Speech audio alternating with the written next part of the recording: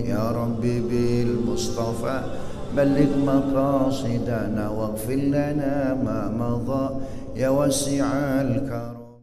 السلام عليكم ورحمة الله وبركاته.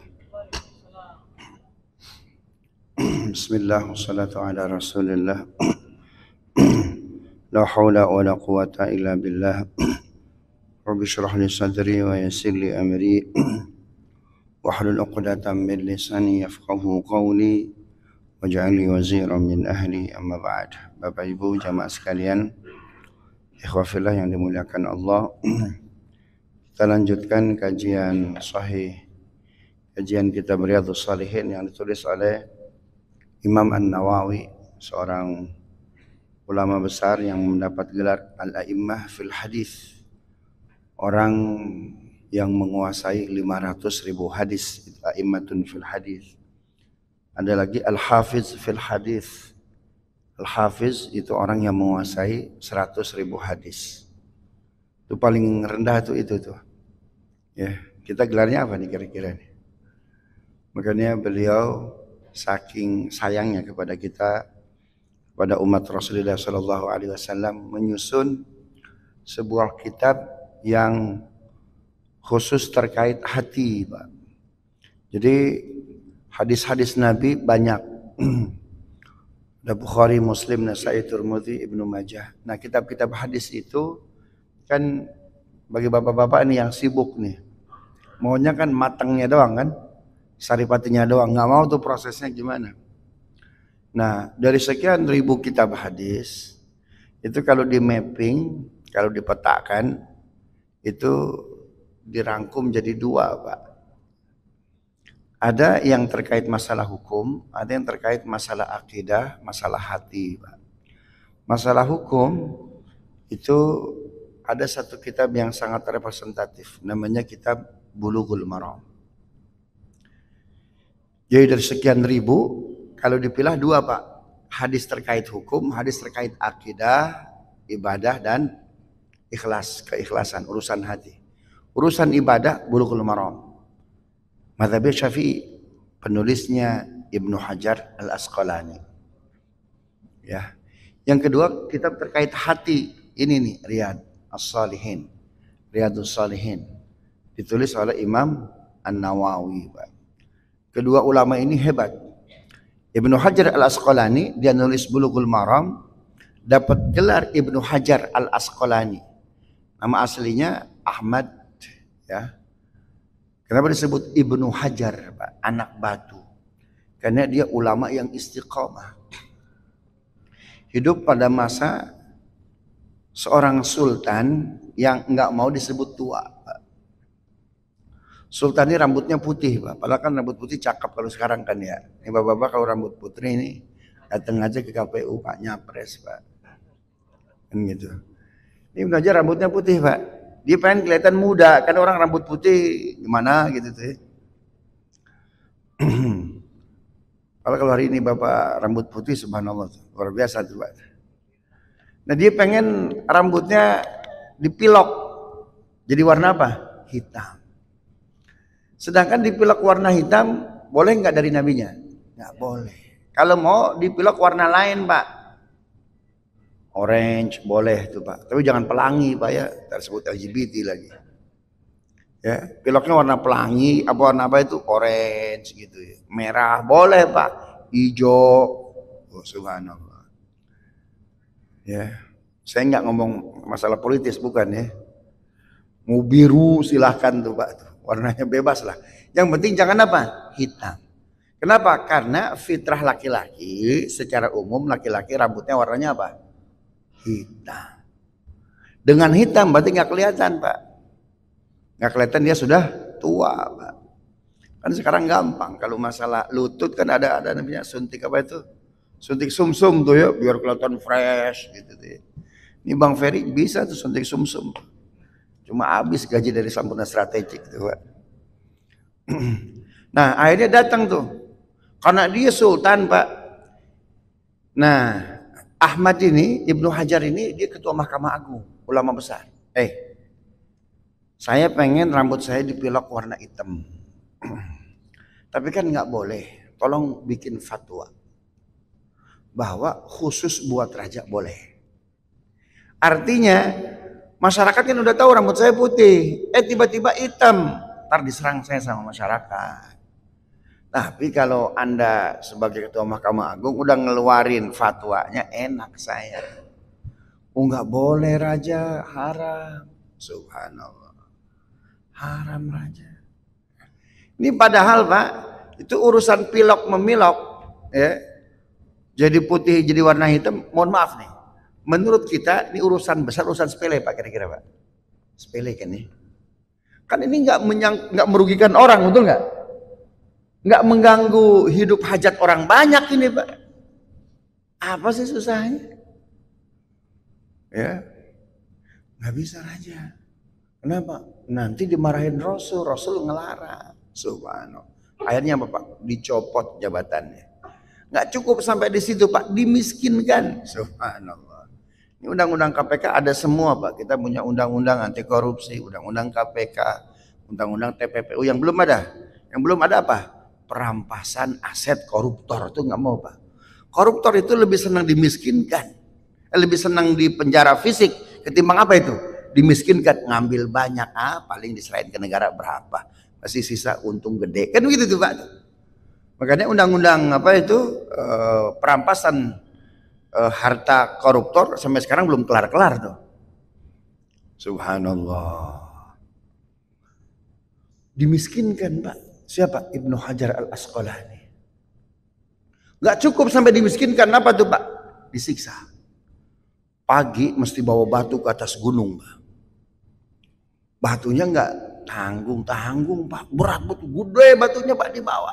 Di pinggul. Udah sampai puncak, suruh turun lagi bawa batu. Kira-kira kalau nggak kuat Pak, nimpa dia nggak kira-kira? Oh pasti Pak.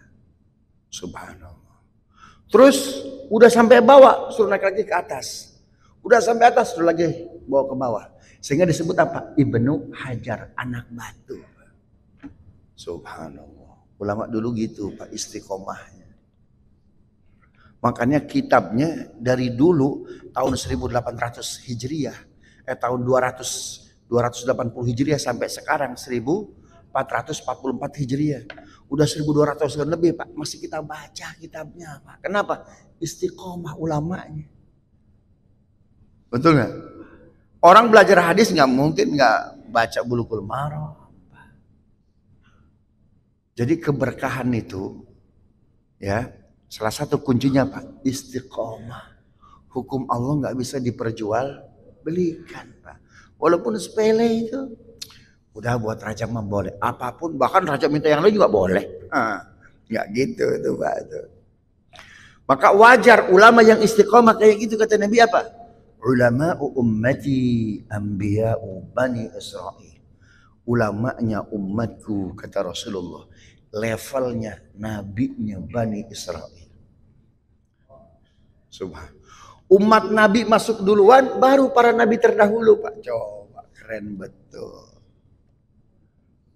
Gitu tuh ya. Makanya nih bapak-bapak nih punya anak, Pak pesantren nih. Ya Allah, semoga anak saya jadi ulama. Begitu. Ini punya anak, ini cerdas nih, bagus, masuk fakultas teknik, kedokteran. Kenapa? Biar cepat ngembalikin modal. Subhanallah. Anak nomor 2 cerdas, tapi nggak begitu cerdas. Seperti anak pertama ini masuk FISIP, biar jadi anggota DPR. Anak yang ketiga Pak, ya agak blow on dikit. Ini baru masuk pesantren. Nggak boleh begitu.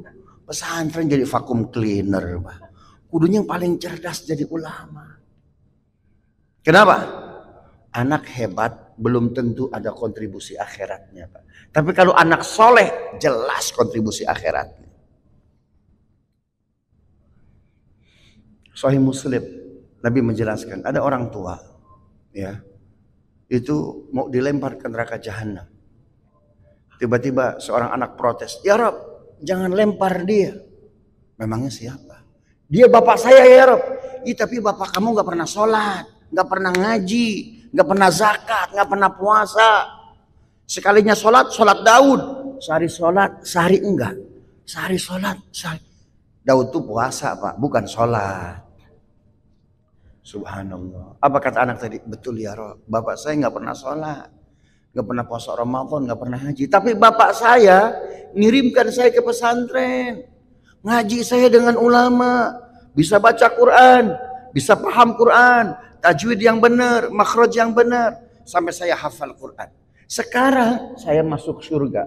Lah bapak saya yang mengirimkan saya sekarang masuk neraka. Not fair ya Roh. Nggak adil ya Rob. Mau kamu apa? Saya mau bapak saya bareng juga dengan saya ke surga ya Rob. Apa kata Allah? Malaikat lepas ikatannya, ya, buka baju orange-nya, gitu tuh kan, itu kan kalau sekarang kan, lepas baju orange-nya, kemudian barengin sama anaknya ke surga. Coba, kita nggak cukup punya anak lebih hebat dari kita, Pak. Kalau bisa apa? Lebih soleh dari kita, Pak. Karena kehebatan anak belum tentu ada kontribusi akhiratnya. Tapi kalau solehnya anak jelas. Gitu tuh ya. Saya tinggal di Pondok Labu. Paham Pak ya? Bintangnya banyak. Meninggal. Anaknya datang. Ustaz, papi wafat. Meninggal jam 12. Innalillahi wa inna ilaihi raji'un. Usah datang ke rumah. Intar. Saya bilang mbak ada tahajud. Sekarang saya mau tidur dulu, capek saya habis pulang dakwah. Saya bilang, ntar habis tahajud, saya takziah. Habis tahajud Pak, jam 3:30, takziah saya. Orang belum banyak yang datang Pak. Jenderal tuh dulu Pak, waktu masih aktif. Kalau sekarang mah enggak Pak, nyari teman akhirat susah Pak. Dulu mungkin ya ketika masih hidup Pak, merintah gampang. Pak udah wafat Pak, udah wafat ini mungkin. Subhanallah, datang saya. Anak 3, anak nomor 1 Pak ngeguk-guk di depan jenazah, anak nomor 2 sibuk main HP, anak nomor 3 ngobrol di luar. Jenazah ditinggalin sendirian, nggak ada yang baca Quran, nggak ada yang zikir. Kesian betul Pak. Anak nomor 1 dokter, anak nomor 2 lawyer, nomor 3 psikolog. Nggak ada yang salah dengan jabatan itu, bagus, cakep. Tapi kalau ketiganya nggak bisa ngaji Quran, nggak bisa kirim doa buat orang tua, percuma. Gitu tuh ya. Nah yang kedua itu kitab Riyadhus Shalihin, ini yang nulis Imam An-Nawawi ini Pak, ulama besar. Subhanallah, wafat jomblo Pak, belum nikah-nikah. Ya, ketika mau nikah, tiba-tiba perang, kondisi nggak aman. Subhanallah. Terus mau nikah lagi nggak jadi lagi. Hingga sebelum wafat boleh mau nikah. Tiba-tiba dia matanya Pak diperlihatkan perempuan-perempuan ahli surga. Maka di depan dia anyap tuh Pak. Nggak jadi. Subhanallah. Gitu tuh ya. Kita masuk sekarang hadis yang ke-7 dari Riyadhus Shalihin. An Abi Hurairah Abdurrahman bin Sakhr radhiyallahu anhu qala qala Rasulullah sallallahu alaihi wasallam inna Allah la yanzuru ila ajsamikum wala ila suwarikum walakin yanzuru ila qulubikum wa a'malikum, rawahu Muslim. Dari Abi Hurairah, nama asli Abi Hurairah Abdurrahman bin Sakhr. Abdurrahman bin Sakhr. Ibunya berarti siapa namanya? Nama ayahnya Abdurrahman bin Sakhr. Nama ibunya siapa? Ada yang tahu nggak? Yang tahu saya kasih sepeda nih. Nyonya Abdurrahman bin Sakhr. Lama bener jawabnya. Subhanallah. Ibunya Abu Hurairah masuk Islam belakangan. Setiap kali Abu Hurairah ngisi pengajian Pak dibully sama jamaah Pak. Udah jangan ceramah. Beresin dulu tuh ibu aja belum muslim mah. Ngomongin kita, ngasih tausiah ke kita. Dakwahin aja dulu ibu. Oh dibully begitu tuh Pak. Datang ke Nabi Rasul, saya nggak mau ceramah lagi Rasul, nggak mau dakwah lagi Rasul. Kenapa? Malu saya tuh diserang sama netizen. Gitu tuh Pak, bahasanya tuh Pak tuh. Kalau bahasa kita hari ini mungkin tuh. Kenapa? Karena mereka bilang, nggak usah dakwahi kami, dakwahi aja ibumu. Ibumu masih non muslim tuh, masih kafir tuh. Lanjut aja dakwah. Karena memang dakwah paling susah ke siapa Pak? Keluarga. Itu dakwah paling susah ke keluarga Pak. Nabi Lut. Siapa itu yang paling repot Pak untuk dia dakwahi? Istrinya. Nabi Nuh siapa? anak. Nabi Ibrahim, bapaknya. Bahkan Nabi siapa? Pamannya. Jadi bapak nggak usah bilang, oh udah nggak usah ngomongin kami, beresin aja keluarga itu. Jangan gitu tuh pak. Ya, mendakwahi paling sulit itu keluarga. Kenapa? Karena keluarga tahu pak isi perut kita, betul nggak? Subhanallah. Keluarga tahu pak lahir batin kita. Subhanallah. Makanya datang nih perempuan-perempuan istri-istri pendeta Yahudi menemui Aisyah. Aisyah, itu suami kamu kayak suami kami nggak? Maksudnya gimana? Suami kami pendeta-pendeta Yahudi itu dipuji betul sama umatnya, sama jamaahnya. Kenapa? Dia nggak tahu aja kelakuan suami kami di rumah kami. Nggak tahu dia ngoroknya suami kami gitu tuh ya. Subhanallah. Suami kami itu kayak bulan, dari jauh sinar, bersinar. Tapi udah deket apa pak? Bopeng. Kan gitu kan? Nah suami kamu kayak bulan nggak? Bopeng nggak? Dari kejauhan kayaknya indah. Tapi dari dekat, bopeng. Suami kami itu, suami saya. Dari kejauhan indah. Didekati lebih indah. Bahkan, ini hadis Aisyah. Kana khuluquhul Qur'an. Suami saya itu akhlaknya Al-Quran. Coba luar biasa pak. Nabi berangkat ke Madinah. Sampai di Kuba diiringi dengan syair pak. Tala'al badru alaina min thaniyatil wada' wajaba syukru alaina Mad'a lillahi, telah nampak purnama cahaya. Subhanallah. Bapak Ibu tahu nggak? Itu syair yang bikin siapa? Anak tiri Rasulullah, anaknya Khadijah. Ya, namanya Halah binti Atiq. Rasul nikah dengan Khadijah. Khadijah sudah punya 2 suami sebelumnya. Dari suami pertama punya anak 2. Pertama Hindun binti Atiq. Yang kedua Halah binti Atiq. Nah, meninggal suami yang pertama, kemudian menikah dengan suami yang kedua, Halah juga namanya tuh Pak tuh.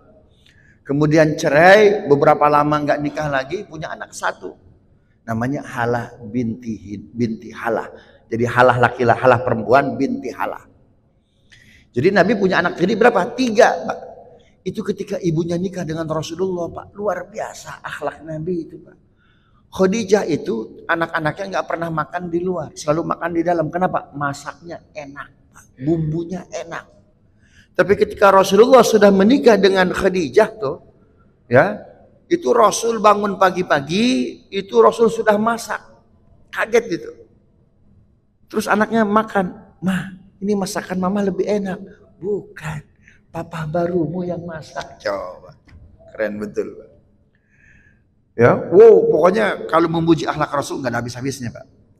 Ketika Rasul tiba di Madinah, ini anak tiri Nabi Pak berangkat duluan, menyiapkan syair Pak untuk ayah tirinya. Saya tanya, di kita ada nggak yang punya anak tiri di sini?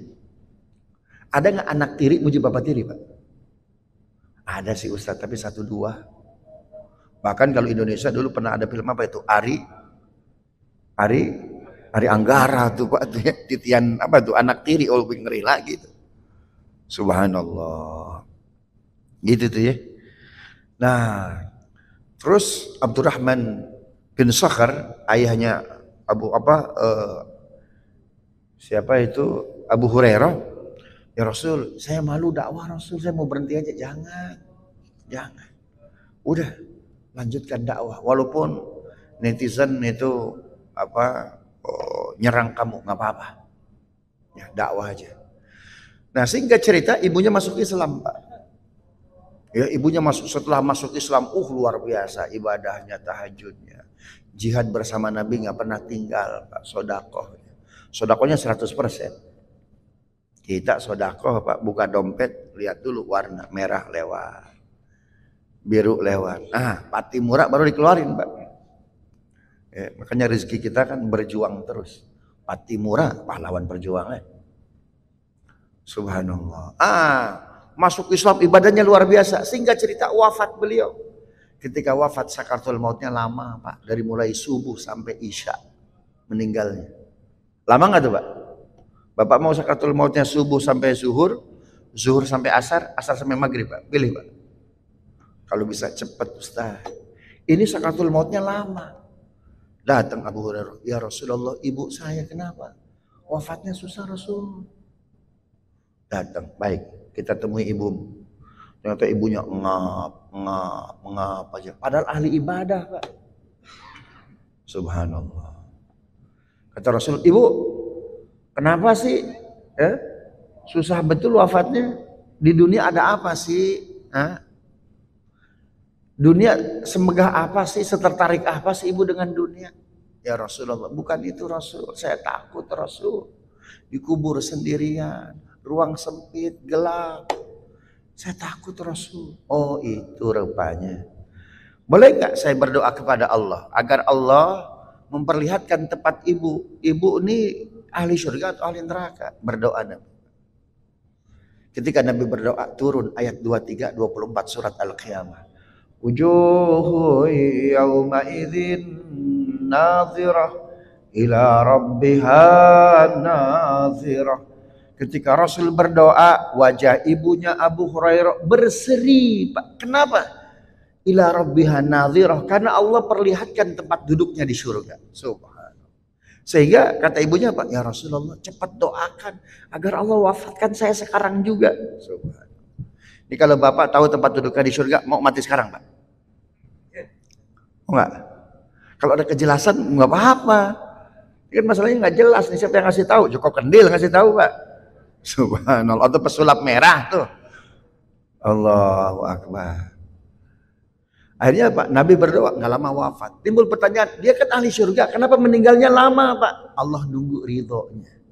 Kalau orang sudah ridho kepada Allah Pak, giliran Allah Pak, ridho enggak kalau diwafatkan sekarang? Mana dalilnya? Akhir surat Al-Bayyinah. Radhiyallahu anhum wa radu'an. Dzalika liman khasyia rabbah. Kalau orang sudah ridho kepada Allah, subhanallah, giliran Allah minta keridhoannya. Siap enggak diwafatkan sekarang? Wih, keren betul Pak. Itu kira-kira Israel datang ke kita nanya dulu enggak, bro? Udah wafat nih, mau extend atau gimana? Sekarang aja. Allahu Akbar. Hebat tuh Pak. Ya, hebat tuh Pak. Nah itulah siapa? Ibunya Abu Hurairah. Padahal dia Islamnya baru Pak Abu Hurairah. Tapi dia menjadi perawi hadis yang paling banyak. Bahkan mengalahkan Aisyah. Orang kemana aja Nabi datang Pak. Orang kemana aja Nabi dia ikut Pak. Nggak salah kalau mu'allaf Pak. Itu mohon maaf Islamnya lebih hebat dari kita. Betul nggak? Kita Islam dari kecil. Kalau kita anggap Islam itu kemewahan, kemegahan. Kita dari kecil udah jadi orang kaya Pak. Ketika ulang tahun bapak kita ngasih sepeda biasa-biasa. Tapi ya orang mu'allaf Pak, dia baru masuk Islam. Kalau Islam itu kemegahan, dia baru dapat kemegahannya baru-baru Pak. Bapaknya, nah ulang tahun saya kasih sepeda ya, anak itu senangnya luar biasa. Maka takzimnya kepada orang tua hebat Pak. Artinya Pak, kita nggak pernah mencari Pak, memperkuat Islam kita. Nggak pernah bersyukur kita kepada keislaman kita tuh Pak. Gitu tuh ya. Dari Abi Hurairah Abdurrahman bin Sakhr radhiyallahu anhu qala Rasulullah sallallahu alaihi wasallam. Rasul sallallahu alaihi wasallam bersabda, "Innallaha la yanzuru ila ajsamikum." Allah tidak akan melihat rupa kalian, jasad kalian. Kecil, gemuk, pendek, gede, hitam, putih. Allah enggak lihat, Pak. Itu namanya takdir mubram. Allah nggak lihat jasad kita Pak, kulit kita, warna kita, gede kecil kita. Allah nggak akan lihat itu Pak. Kenapa? Karena ini namanya takdir mubram. Takdir yang kita nggak bisa milih. Takdir itu terbagi dua. Ada mubram, ada muallak. Yang punya mobil nih. Ya. Kalau takdir mubram kita nggak bisa milih Pak. Saya lahir kalau bisa anak presiden tuh nggak bisa milih Pak. Ya, biar nikahnya pakai kereta kencana nggak bisa milih tuh Pak tuh, gitu. Ya. Nah, bapak kita siapa, kita lahir di mana, itu namanya takdir mubram. Nah Allah nggak akan lihat tuh Pak, kita lahir dari siapa, kita lahir di mana. Makanya Allah nggak akan lihat tuh jasad kita. Wala ila suwarikum, Allah nggak akan lihat rupa kita Pak. Ya jelek, cakep, warna kulit kita, warna rambut kita, keriput atau enggak tuh Allah nggak akan lihat. Walakin yanzuru ila qulubikum, yang Allah lihat apa? Kualitas hati kita Pak. Ya. Kualitas hati kita. Ada seorang waliullah Pak, namanya Imam Junaid Al-Baghdadi. Orang paling mulia level pertama siapa Pak? Rasulullah. Yang kedua siapa Pak? Sahabat. Kita mengenal istilah wali-wali. Ala inna awliya Allah la khawfun alaihim wa la hum yahzanun. Sesungguhnya para wali-wali Allah itu tidak ada takut pada diri mereka dan tidak ada gelisah pada diri mereka. Tapi para wali Pak, Syekh Abdul Qadir Jailani, ya, Imam Al-Ghazali, Junaid Al-Baghdadi, ya, Abul Fadl Ahmad bin Muhammad bin Abdul Rahman bin Ahmad bin Isa ibnu Athaillah As-Sakandari, penulis kitab apa itu? Penulis kitab Al-Hikam. Mereka waliullah Pak. Tapi level mereka di bawah para sahabat. Padahal sahabat ini Pak penguasa dia, betul nggak? Abu Bakar presiden, Umar presiden, Utsman presiden, Ali presiden. Ya. Tapi mereka level kedua Pak sahabatnya. Karena itu para wali ini nih Pak nih Imam Junaid Al-Baghdadi. Itu ketika mohon maaf tingkat mahabbah kepada Allahnya sampai kepada puncak Pak, khawatir menghasilkan kesombongan, dia mengambil pekerjaan makruh Pak. Apa itu? Merokok. Biar apa? Makruh. Oh, saya di bawah Abu Bakar. Abu Bakar nggak pernah mengerjakan yang makruh. Jadi makruh itu untuk menghindari apa tuh Pak? Kesombongan. Berarti ngerokoknya tiap hari nggak kalau begitu? Tiap waktu nggak? Dan ngerokoknya nggak sampai tenggorokan ke dalam, sampai sini doang. Paham gak tuh Pak? Abu Bakar pejabat, pemerintah, penguasa, subhanallah. Itu tuh ya. Yang Allah walaupun ngerokok tuh, ya, para waliullah memang Junaid Al-Baghdadi itu Pak tuh ya. Tapi dia untuk menghindari apa? Ta'ajub. Agar apa? Contohnya apa? Al-Hallaj. Ini mohon maaf sedikit nih. Masuk ke bab tasawuf dikitnya apa nih? Al-Hallaj Pak. Itu lagi asyik masyuk Pak, ketika mencintai Allah. Ya. Dia lagi enak-enak tuh Pak, lagi dakwah zikir. La ilaha illallah. La ilaha illallah. Ini seolah-olah Pak, jiwa dia meresap bahwa dalam jiwa dia itu Allah Pak. Ya kan badan kita milik siapa? Milik Allah. Nafas kita milik siapa? Milik Allah. Terus ada jamaah nanya, ya Syekh man anta? Anda siapa? Anallah. Saya Allah. Paham gak tuh Pak? Sebetulnya bukan deklarasi dia kayak Fir'aun. Ana rabbukumul a'la. Aku ini Tuhan kalian yang maha tinggi. Kan begitu. Beda. Kalau Al-Hallaj Pak, dia lagi zikir nih. Allah, Allah, Allah, Allah. Paham dia? La ilaha illallah. Subhanallah. Itu sampai ke level puncak. Ditanya, Anda siapa? Anallah. Dalam teori Jawa namanya apa Pak? Manunggaling kaula Gusti itu Pak. Dia sudah menyatu dengan Allah. Nah, Imam Junaid Al-Baghdadi menghindari itu tuh Pak. Karena itu ketika dia sampai level yang tinggi Pak, merokok dia. Ngerjakan yang makruh agar apa? Saya orang rendah, makruh aja saya kerjain. Paham gak? Ya. Tapi Bapak para perokok, saya ini orang tawadhu, bukti saya ngerokok. Beda kasusnya itu mah Pak. Beda itu kasusnya. Nah, Allah itu yang Allah lihat apa Pak? Yang Allah lihat itu hati kita. Hati kita. Inilah Bapak Ibu beratnya ini ya. Wa a'malikum, yang Allah lihat amal-amal kita. Jadi kualitas hati, keikhlasan, kekhusyuan, keistiqomahan Bapak Ibu. Ini tes substantif ini. Balik lagi ke pelajaran kemarin ya. Ini tes substantif ini. Bapak-bapak, nih kawan-kawan mau naik jabatan kan ada tesnya, ada open recruitment-nya itu kan, ada tahapannya. Tahapan pertama disebut apa itu? Administratif kan, ngumpulin KK, KTP. Nggak lolos dokumen-dokumen, nggak lolos tahap selanjutnya itu Pak. Tahap selanjutnya apa? Substansi. Dalam Islam sama Pak, ada tes substansi, namanya apa? Awamir nawahi. Awamir perintah-perintah Allah. Mana perintah Allah yang kita kerjakan? Nawahi larangan-larangan Allah. Mana larangan-larangan Allah yang kita hindari Pak. Kalau kita bisa lolos tuh awamir nawahi, perintah dan larangan Pak, yang perintah kita kerjakan, yang nawahi, yang larangan kita hindari Pak. Itu baru tes administratif. Bapak sholat baru administratif. Ada tes substantif apa? Sholatnya khusyuk? Enggak. Mana dalilnya? Datang Pak, mereka-mereka yang mengklaim ingin masuk surga duluan. Kenapa kamu masuk surga duluan? Saya ahli baca Quran. Saya baca Quran. Oh, kamu baca Quran? Betul, tapi kamu agar disebut apa? Penghafal Quran. Orang yang pandai baca Quran. Yang ini, kenapa kamu ingin masuk surga duluan? Oh, saya ahli sedekah. Kadzab tak bohong kamu. Kamu sedekah akan disebut apa? Dermawan. Itu substantif Pak. Kalau sholat khusyuk enggak. Kalau zakat, sedekah, wakaf, infak Pak. Ikhlas enggak. Makanya Allah lihat itu apa Pak? Hati kita itu Pak. Keikhlasan kita. Bahasanya Pak, mukhlisina lahuddin. Subhanallah. Itu tuh ya. Ini ada waktu berapa? 10 menit lagi. Barangkali untuk tanya jawab silahkan. Bila ada pertanyaan, ini baru satu hadis ya. Nggak ada, kita lanjut satu hadis lagi ya. Wa an Nabi Musa Abdullah bin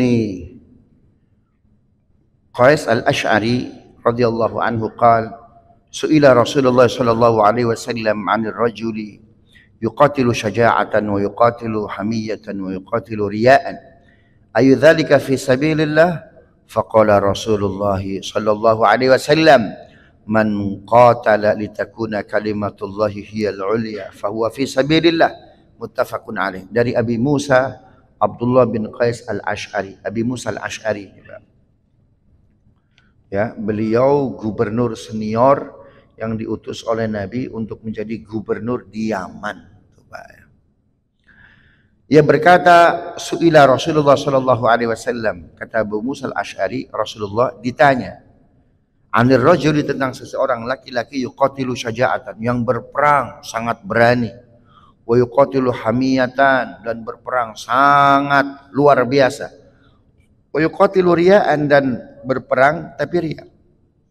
Ayyudzalika fi sabilillah, apakah hal itu termasuk jihad fi sabilillah? Faqala Rasulullah sallallahu alaihi wasallam, Rasul menjawab, man qatala litakuna kalimatullahi al-ulya, barang siapa yang berperang agar kalimat Allah itu tinggi, ditinggikan, fahuwa fi sabilillah, itu di jalan Allah Subhanahu wa taala. Jadi yang Allah lihat itu bukan kegiatannya Pak, tapi apa itu? Kualitas hati. Nabi lagi bikin Masjid Nabawi Pak. Oh, Nabi ketika Umar bin Khattab itu menjadi panglima perang untuk Khaybar Pak. Maka Khaybar banyak tanah yang dijadikan wakaf. Lantas Umar bin Khattab atas izin dari Nabi bangunlah masjid di Khaybar. Lagi bikin masjid, tiba-tiba ada seorang nenek Pak pengen bantu, nggak bisa tuh Pak. Ya karena para sahabat udah cukup katanya. Bahasa kita semennya udah cukup tuh Pak, batanya udah cukup, kusennya udah cukup, lantainya udah cukup. Pokoknya itu donaturnya udah cukup Pak. Jadi nggak nerima lagi. Udah nenek datang, Umar boleh nggak aku bantu? Oh nggak bisa nek, udah cukup. Akhirnya Umar pergi Pak, diambil batu, ditaruh tuh di mana nih? Di pondasi. Jadi batu dia jelek tuh Pak, dia ngambil batu itu digabungkan dengan batu kumpul untuk bikin apa? Pondasi Pak. Nggak lama wafatlah nenek tersebut. Oleh Allah diperlihatkan Pak, amal nenek tadi itu Pak, saking pengen bantu masjid Pak, tapi nggak dikasih sama Umar. Kenapa? Donaturnya udah cukup tuh Pak, udah nggak perlu lagi minta di jalan gini-gini tuh Pak tuh. Dimimpikan oleh Nabi. Ya, Itu istananya Umar gede betul, Pak. Ya. Jadi Umar itu karena dia panglima, istananya gede betul. Tapi di rumahnya Umar itu nempel Pak satu istana kecil. Ya, istana kecil. Kata Rasul, ini punya siapa? Itu nenek itu. Dia naruh batu, akhirnya jadi istana. Subhanallah. Ketika meninggal, Nabi cerita ke Umar, Umar muliakan nenek tadi. Kau sholat di kuburnya. Subhanallah. Siapakah nenek tersebut? Ummi Mahjan. Orang yang tidak diberitahu oleh Nabi ketika wafatnya. Padahal Nabi setiap kali masuk Masjid Nabawi, itu masjid bersih, rapi. Subhanallah. Terus Nabi masuk, kelihatan Masjid Nabawi agak kotor. Kok kotor? Yang biasa nyapu meninggal Rasul. Ummi Mahjan, iya. Kenapa saya nggak dikasih tahu? Ya, Bang Obe aja Rasul, nggak pantas Rasul tuh hadir di pemakaman dia. Oh, Rasul marah. Rasul marah. Lantas Nabi membacakan hadis ini, paham nggak? Allah nggak lihat rupa, nggak lihat kulit, nggak lihat status sosial. Yang Allah lihat apa? Kualitas hati, Pak. Dia pengen bantu, Pak. Tapi yang punya cuma batu doang, taruh. Jadi itu. Subhanallah. Hadis ini juga sering dibacakan Nabi ketika Nabi menjelaskan beberapa tata cara sholat, Pak. Ya, kita kan sholat Allahu Akbar. Ada yang begini, Pak. Allahu Akbar di bawah pusar. Allahu Akbar kan begini nih. Subhanallah. Nabi setelah menjelaskan tata cara sholat, Pak, kata Nabi, "Shallu kama ra'aitumuni usalli." Sholatlah kalian seperti kami sholat. Kita kan belum lagi tangan. At-tahiyatul mau utak-utakan tuh ya. Ada yang nggak utak-utakan tuh, Pak? Ya. Ada dua orang, Pak, anekdot sholat. Ya. Yang satu sebelah kanan utak-utakan, yang satu enggak. Yang utak-utakan nih, Pak, dia sholatnya enggak ngusap wajah ketika salam. Yang sebelah kiri itu tangannya enggak utak-utakan, tapi salamnya dia mengusap wajah. Habis sholat yang tangannya gerak-gerak, kenapa kamu mengusap wajah? Nabi mengusap wajah dulu karena belum ada karpet. Ya, sehingga Nabi mengusap wajah. Sekarang karpet kita bagus. Apa jawab dia? Pusing saya melihat tangan kamu utak-utakan. Oh, enggak ada. Subhanallah. Nabi setiap kali menjelaskan tata cara sholat ditutup dengan hadis ini. Allah nggak lihat rupa, Allah nggak lihat gerakan, Allah nggak lihat, yang Allah lihat itu Pak, kualitas hati, Pak. Ya, Allah nggak lihat kita begini Pak, kita begini Pak, atau kita begini. Yang penting tata cara ibadah kita nyontok kepada salah seorang sahabat, Pak.